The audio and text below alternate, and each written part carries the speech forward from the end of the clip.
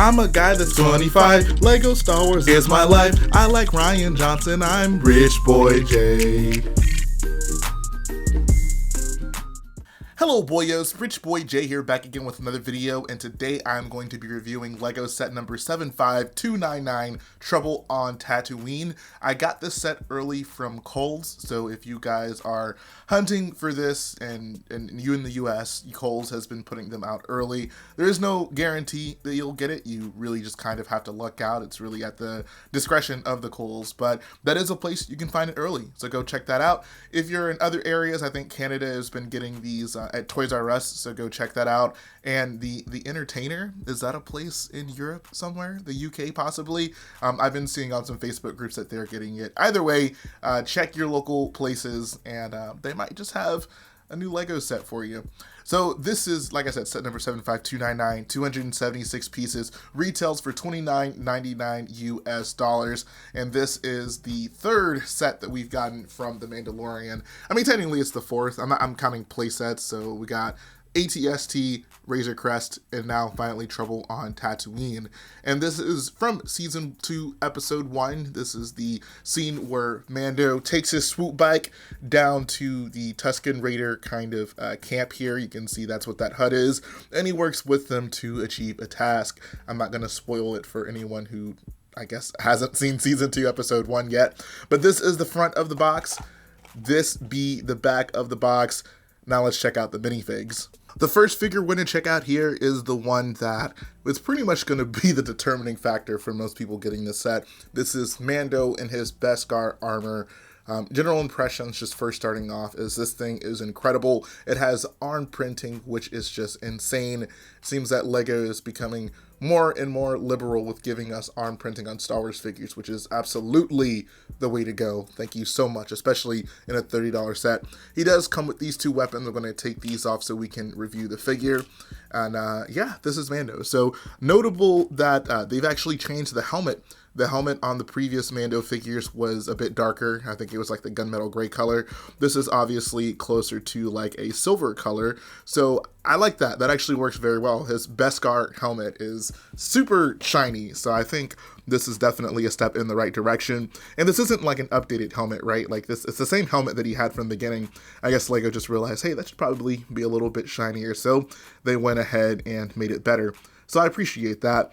When we talk about his torso, he has this nice reflective, shiny print on here. That silver just looks so nice. It really pops on top of like the dark brown base, and his legs also look pretty incredible.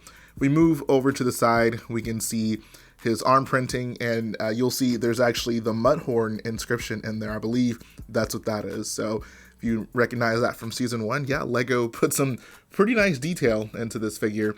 We move over to the other side. It's just a standard shoulder armor, and then he has, of course, the gauntlets on his wrist. We lift the cape up in the back. There is some awesome back printing. You can see he even has his little strap that goes across his back, and like overall, this is just a top tier figure. I wouldn't be surprised if this becomes a lot of people's favorite Star Wars minifigure because it is so nicely detailed, because of the arm printing. Because it's in a $30 set. That is just amazing. Like the arm printing Vader was a very nice thing, especially for Vader, but this one's in a $30 set. That one's in a $100 set. So I have to just say once again, thank you, Lego. The one criticism I've heard of this figure is that perhaps the dark brown isn't dark enough to represent Mando's clothes, but having it here in person, I think it looks perfectly fine. Like this is a very nice figure in that regard. I don't think the dark brown is an issue at all. Looking at pictures of Mando from the actual show, and it might be slightly darker brown in the show, but I think this looks perfectly fine. The one actual criticism I do have of this figure is the helmet print.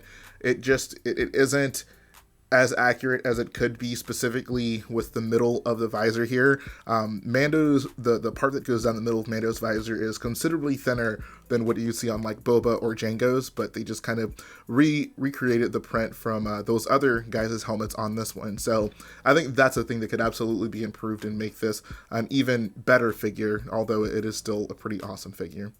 Next up, we have the Tusken Raider. This guy is the same one from I think the Obi-Wan Tut set is what this came in. But yeah, like, I think that the main appeal of getting a Tusken Raider in this set is just getting another Tusken Raider, right? Like you see these guys travel in packs, and it's just nice to add another one of these to your collection. So I'm still a huge fan of this kind of updated Tusken Raider. It's not really a new figure at this point. It's been out for about like 5 years now, but it is still a really nice figure. Here is his back printing, and yeah, very solid figure. And then we have Grogu, or Baby Yoda. Do people even still call him Baby Yoda anymore? I doubt it. But yeah, we have Grogu here. It's the same one from the Razor Crest, the same one from the child buildable set. And it still looks pretty good. Like, I think it's perfectly fine for Grogu. I've heard some people say that maybe his legs are just, his body looks a little bit too square. And I think LEGO, if they really wanted, probably could have done a custom mold to really just round off the bottom half of this figure. But I mean, I think this works fine just because it's the standard that LEGO has made for the baby minifigs. So I'm totally fine with them being consistent with that and making Grogu kind of in that same vein. But yeah, those are the minifigs in this set. I think just from this minifig alone, the price is justified. But let's take a look at the actual set to see how we feel about it. There are 3 main builds in this set. The first one we'll take a look at is his swoop bike. And I have to say, there is just some pretty nice detail on this. Like, I feel like of all the bikes that LEGO has made, the speeder bikes that LEGO has made, this one really is not derivative of any previous one we've gotten in any sort of discernible way. I think this is just a ground up, totally new, different, unique build. And I think if you've been a fan of LEGO Star Wars for so long, you might say, oh, like another speeder bike, whatever. But this one has a lot to offer, even someone who has been collecting these things for years and years now. There's some nice little greebling on the sides here. It's always nice to see that light bluish gray lever piece being in sets, considering it was such an expensive piece really not that long ago. The front construction is also pretty cool. One interesting thing is that like the 2 handles are just different. Like they just ask you to connect them in different ways. I think like one of them is configured for Mando to actually be holding, and I think you might want to just have him holding his pistol in the other hand. One of the coolest, I guess, quote unquote, features about this is there's actually a slot to put Grogu in, which is such a fun thing. Like, I'm so happy LEGO decided to make that a feature in the set. There is no stud that he sits in, but like this is the I don't know, the baby carriage thing that we would put on a minifig, and it just kind of sits here, and yeah, he sits in there pretty tightly. Like, he's not gonna fly out, thank God. We don't need Grogu flying out of there. There's also a seat for Mando, so you can pop him in there, and he is good to go. And one thing I think is just super cool about this is there are spaces, or slots rather, clips to connect both of Mando's weapons. So if you really want to just, I don't know, have that feeling of like, yeah, Mando has just all his stuff with them, there's a place to put everything that you'd want Mando to be traveling with. And I love when LEGO does that. Like, it just, for just a play feature alone, it really helps kind of immerse yourself in the design when you know, like, okay, like Mando's about to pack up. He puts Grogu in his slot, his guns in their slots, and then he's good to go. So this is a very nice swoop bike, I would say. Next up, we have the Ballista build. I actually just recently learned what that word means. We get a really cool metallic silver spring-loaded missile that comes in this, which is nice. Nice that they didn't just include a laser, but actually something that is accurate to what would be firing from this. The design of this thing looks really good. Like, I mean, I don't know. There's just something so nice and unique about this design. I think that kind of goes across the board for this set.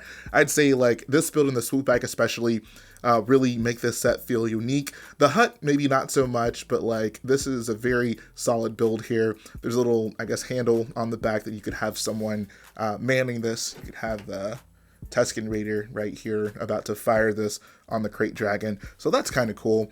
And overall, like I really do just like this build. There's a 2x2 clear brick on the bottom, so when you set this flat on a surface, you know, it supports itself outside of just the feet under it. So that's cool. You want to accidentally just push down on it and collapse the feet under it. I love the flex tubes here. Any set that includes flex tubes, I'm pretty much automatically going to get excited for, because it's just such a useful LEGO piece. And the way you construct this, kind of angling these 2 pieces, or these 2 sections right here to connect to the flex tubes, I think it's just a nice thing for a $30 set. And finally, we have the Tusken Raider hut. I'd say this one's probably the most lackluster build, really just because, like, if you're looking at it, especially from the outside, it's just not very big. Like, if a fig's standing next to it, you could really hardly fit a figure into here standing up. They'd have to be sitting down almost. And then there's just these big gaps between this. Like, it's hard to be super critical of this build. Like, this is obviously not supposed to be a super substantial hut, but what I do think is it would have been nice to get like a plastic like tarp piece for this build as opposed to brick building it. I don't know how much those cost. I don't know if that's cheaper or more expensive than using actual pieces, but I do think that if they had done a plastic piece, have fewer Lego pieces, and then maybe give us like a hut that actually encloses, I think that actually would have worked a lot better for this set.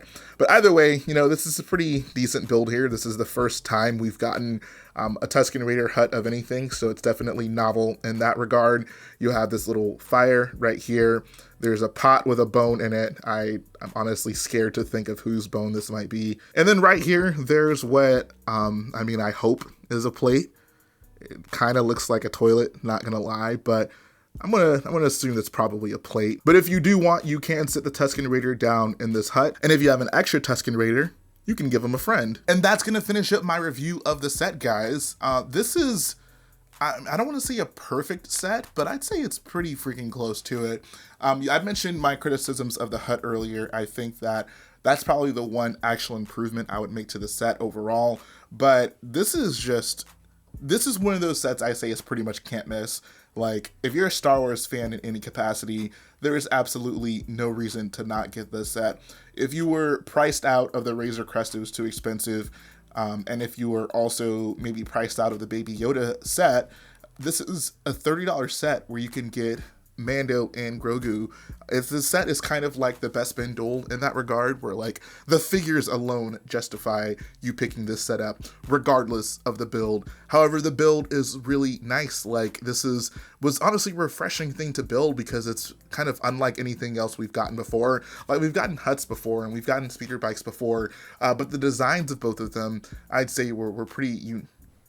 But the design of the speeder bike specifically was so unique that it was refreshing to build as an avid Star Wars builder. And the ballista, like, that was such a unique, cool thing to get. And I really did appreciate that.